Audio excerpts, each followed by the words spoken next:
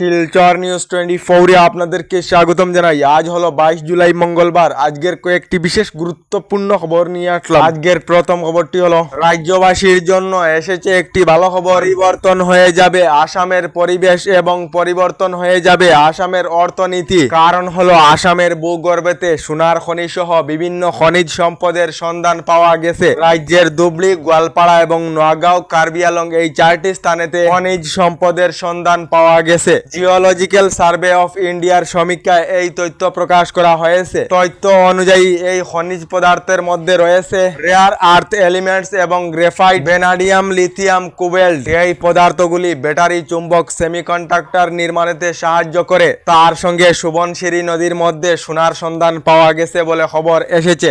এদিকে গতকাল বাংলাদেশের যুদ্ধ বিমান দুর্ঘটনায় আহতের সংখ্যা 100 জনের পার হয়ে গিয়েছে এবং মৃত্যুর সংখ্যা বৃদ্ধি হয়ে 19 জন পর্যন্ত পৌঁছেছে। ঢাকার উত্তরা এলাকায় একটি বিদ্যালয়ের প্রশিক্ষণের সময়ে ভূপতিত হয়েছিল বায়ুসেনার যুদ্ধ বিমানটি। এই ভয়ঙ্কর বিমান দুর্ঘটনার সময়ে বিদ্যালয়েতে উপস্থিত ছিলেন ছাত্রছাত্রী সকল। তার জন্য মৃত এবং আহতের সংখ্যা বৃদ্ধি হয়েছে বলে খবর এসেছে।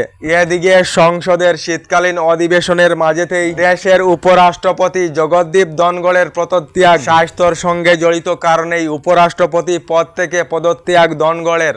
এদিকে রাম মন্দিরের পর এবার নির্মাণ করা হবে সীতা মন্দির। বিহারেতে সীতা মন্দিরের ভূমি পূজা এবং শিলান্যাস করিবেন গৃহমন্ত্রী অমিত শাহ। আগামী 8 আগস্টেতে সীতা মন্দিরের শিলান্যাস করে বিহারের আসন্ন বিধানসভা নির্বাচনেতে সক্রিয় হবেন অমিত শাহ বলে খবর এসেছে। এদিকে উত্তরপ্রদেশ সরকারের তরফ থেকে একটি ঐতিহাসিক সিদ্ধান্ত গ্রহণ করা হয়েছে। বাংলাদেশ থেকে ধর্মের কারণে অত্যাচারিত এবং বিতাড়িত বাঙালি হিন্দুদের টাকার জমি দেবে উত্তরপ্রদেশের যোগী আদিত্যনাথ সরকার। এই ঐতিহাসিক সিদ্ধান্তের ঘোষণা করেন উত্তরপ্রদেশের মুখ্যমন্ত্রী যোগী আদিত্যনাথ।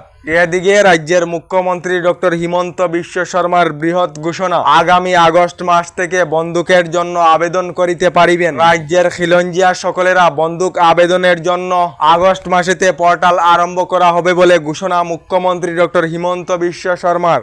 এদিকে রাজ্যের মুখ্যমন্ত্রী ডক্টর হিমন্ত বিশ্ব শর্মার সংকল্প। মুখ্যমন্ত্রী ডক্টর হিমন্ত বিশ্ব শর্মা জানিয়েছেন, একটা দুইটা উচ্ছেদ করে আমি থামব না। প্রতি টুকরা আসামের ভূমি সন্দেহযুক্ত বাংলাদেশির কাছ থেকে মুক্ত করা হবে বলে ঘোষণা মুখ্যমন্ত্রী ডক্টর হিমন্ত বিশ্ব শর্মার।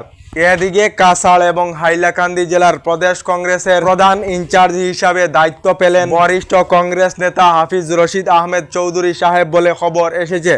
এদিকে আসামের মুখ্যমন্ত্রী ডক্টর হিমন্ত বিশ্ব শর্মাকে গ্রেফতার করা হয়েছে বলে ভুয়ো ভিডিও ভাইরাল করে নিজেই গ্রেফতার হলেন ভুয়ো সাংবাদিক জিয়ারুল ভুঁইয়া। মুখ্যমন্ত্রী হিমন্ত বিশ্ব শর্মাকে গ্রেফতার করা হয়েছে বলে ভুয়ো ভিডিও প্রচার করার ফলে ভুয়ো সাংবাদিককে গ্রেফতার করা হয়েছে। আপনারা এই ভিডিও দেখেছিলেন নাকি কমেন্টে নিশ্চয় জানাবেন। এদিকে কলেজেতে অভিজ্ঞ শিক্ষক না থাকিলে শিক্ষার্থীর সংখ্যা কমে যায়, যার জন্য এবার থেকে কলেজেতে 50% অভিজ্ঞ শিক্ষক থাকিবে। তার সঙ্গে কলেজেতে 50% নতুন প্রবক্তা থাকিবে। কলেজেতে অবসরপ্রাপ্ত শিক্ষক নিযুক্তি নিয়ে রাজ্য জুড়ে প্রতিক্রিয়ার মধ্যে মুখ্যমন্ত্রীর মন্তব্য।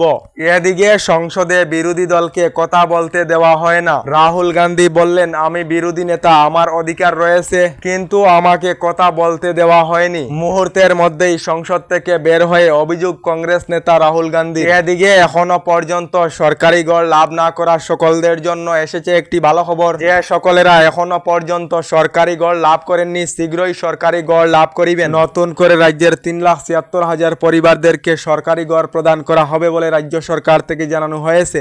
আমাদের ডেইলি খবরগুলি ভালো লাগলে আমাদের ভিডিওতে লাইক দিয়ে চ্যানেলটিকে সাবস্ক্রাইব করে নেবেন।